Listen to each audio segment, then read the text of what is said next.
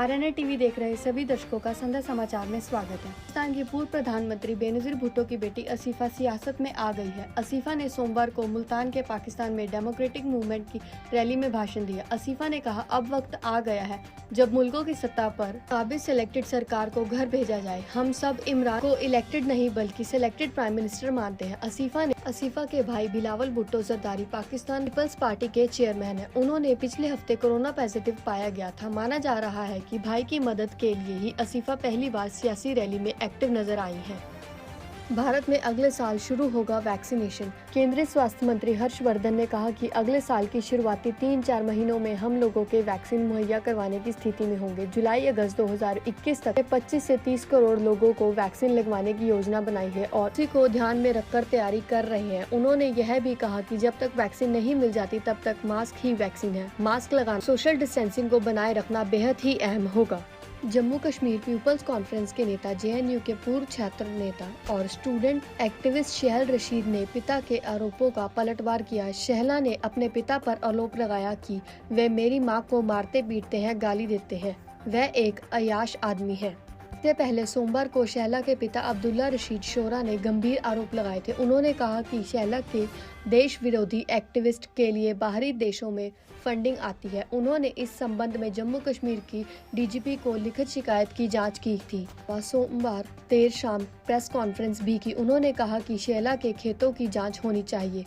अगर वह एनजीओ चला रही है और कुछ काम नहीं करती तो उसके पास पैसा कहां से आ रहा है। उन्होंने कहा, आगे की खेतों की जांच भी होनी चाहिए तो पूरी सच्चाई सामने आएगी। ऑयल मार्केटिंग कंपनियों ने इस महीने भी एलपीजी रसोई गैस सिलेंडर की कीमतों में कोई बढ़ाव नहीं किया। दिल्ली में 14.2 किलोग्राम गैर सब्सिडाइज एलपीजी सिलेंडर का दाम 594 रुपए पर स्थिर है। हालांकि 19 किलोग्राम वाले कॉमर्शियल गैस सिलेंडर की कीमतों में बढ़ोतरी हुई है। हालांकि दिल्ली में 19 किलोग्राम वाले गैस सिलेंडर 55 रुपए महंगा हुआ है। इस महीने 19 किलोग्राम वाले गैस सिलेंडर के दाम 90 रुपए तक बढ़ाए हैं। हैदराबाद में निकाय चुनाव के लिए आज मतदान हो रहा है। इससे पहले यहां तक चुनावी कैंपेन सुर्खियों में रहा। राष्ट्रीय स्तर पर भी इसे खासी तवज्जो मिली।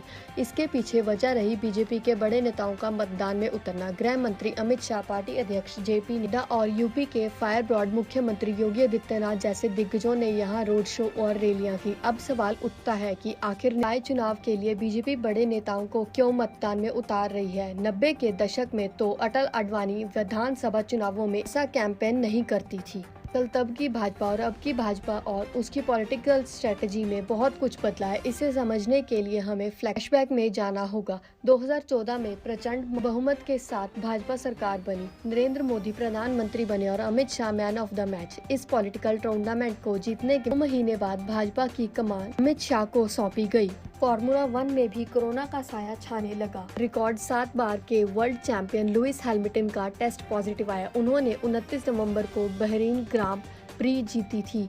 हैमिल्टन ने खुद को आइसोलेशन में रखा है। वही फॉर्मूला 1 ने कहा कि वह ठीक है। फॉर्मूला 1 ने मिड सीरीज के हवाले लिखा, कोरोना प्रोटोकॉल के तहत लुइस आइसोलेशन में है। उन्होंने बहुत कम लक्षण दिखाई दे रहे हैं, बाकी वह पूरी तरह फिट है और स्वस्थ है। इस सीजन की उनकी 11वीं और करियर की 95वीं जीत थी। बेहतरीन रेस में हैमिल्टन के बाद रेडबुल पैर मैक्स दूसरे और एलेक्सन एल्बॉन तीसरे नंबर पर रहे।